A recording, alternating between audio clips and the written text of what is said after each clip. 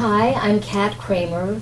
We're here at the 10th anniversary of Kat Kramer's Films That Changed the World kickoff celebration, and I'm with the composers of Ashley Bell's Love and Bananas, An Elephant Story, Ian and Sofia Hultquist. Thank you so much for being here tonight. Thanks for having us. Well, you two have worked together for a while. How did you actually get involved with Love and Bananas? So Ross Dinnerstein, the producer, I was working with him on another project, and he approached me and said that he was working on something really special that he had a feeling that both Sophie and I would be really, really interested in. And he just gave me a little bit of background, but he basically said, just meet with Ashley, let her tell her story, and I have a feeling you guys can fall head over heels in love with this story, and we did. And as soon as we met with her, we were like, we're on. Whatever you want from us, we're totally in. Now, that was before she actually filmed the movie, or did you see footage, or did you actually, see a whole, like after you decided to come on board, did you see a rough cut or portions of it? How did you evolve the score? And also, how do you guys work together? So we actually got brought on once they'd come back and they were in the editing process. And I guess we had lunch. I think she might have sent us some scenes, and we immediately fell in love with it. And then we had lunch and we fell in love with Ashley, and we're both huge animal lovers, have always been. And it was hard to say no to something like this. And we had no idea. You grow up thinking that that's what an elephant does, and this veil was taken from over our eyes, and we just couldn't say no. And then we just started working on it together, and Ian and I work on, I'd say maybe 5-10% of the work that we do is together. The majority is separately, but when we do come together, it's for projects like this that we both really feel passionate about. And that I think having two inputs artistically would really help. Do you have anything else to? Yeah, I mean, basically, once we had some footage in front of us, we kind of, Ashley, John McCarthy, and Sophie and I all sat together and watched it, and then after that meeting, I think we just started writing and dove in. One of the big things we wanted to do was kind of try and incorporate some field recordings of actual elephants and turn them into instruments. So that was kind of like the initial creative spark that kind of got the gears moving. And the music is so moving and memorable. Is there going to be a soundtrack released?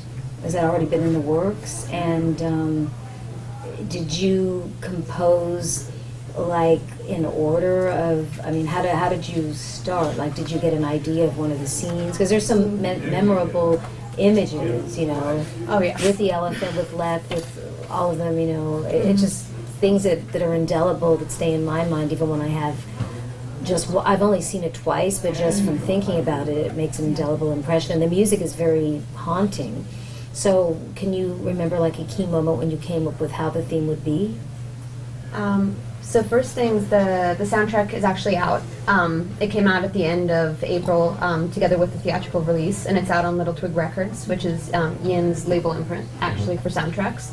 And all proceeds from the soundtrack go to Elephant Nature Park, which was something that we were very, very dedicated to doing, because we thought that, if anything, this is the time to give back. And in terms of memorable scenes, I don't want to give anything away, but I feel for me, working on the heart, on kind of the visually and content-heavy scenes was easier, because I feel diving into the feeling of kind of dread and sadness is always easier for me to kind of start from. So there's, the scenes of when they're domesticating the elephant, and when you really see the abuses that these beautiful animals go through. And I feel that's kind of where I felt we started the process, but then it might have been different for Ian. I feel Ian's approach to writing is a little bit different.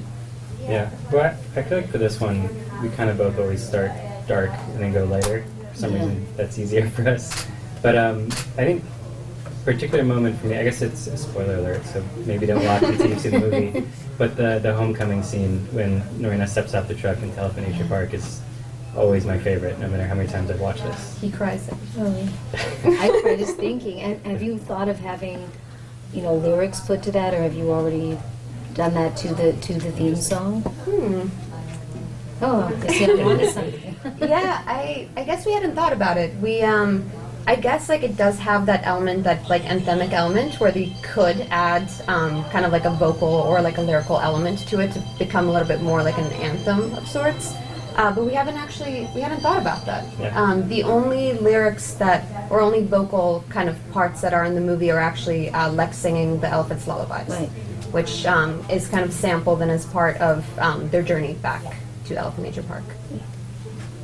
Well, thanks so much, and I look course. forward to asking you a lot of questions on the panel. I mean, there's going to be so many kids here tonight, too, Oh yeah. and people in the music industry, and also with like SCL, and Oh, great. so yeah, we'll give them a chance to, because they've all heard about the movie, but now they get to see it. Yeah, we're so thrilled for yeah. people to get to see this movie. Can you say what you want people to take away besides the obvious issues? Is there anything else that you want them to be enlightened by? I mean, for me, I'm glad you said there's going to be a lot of kids here, because I think the most important thing to me is that as many kids as possible see this movie, because there's just so many things that I learned as an adult that I had no idea about as a kid. And if I had known this at an earlier age, maybe I could have, said something or stood up, or at least helped tell other people what I know now. And I think for me, just the realization that there's so many things and there's so many animals and so many instances that we just aren't aware of because there's just not enough information out there. So I hope that this documentary gets people to dive deeper into all sorts of causes. And then honestly, that even people who are related to the trekking industry or any kind of entertainment industry that uses animals in the way that the Asian elephant are, kind of see the light and change their ways. Thank you so much, and that's Thank you. what my cinema series strives to do, and this is the perfect film for any of the installments, but especially for the 10th anniversary kickoff. Mhm. So thanks so much. Thank Thank you. you. Thank you.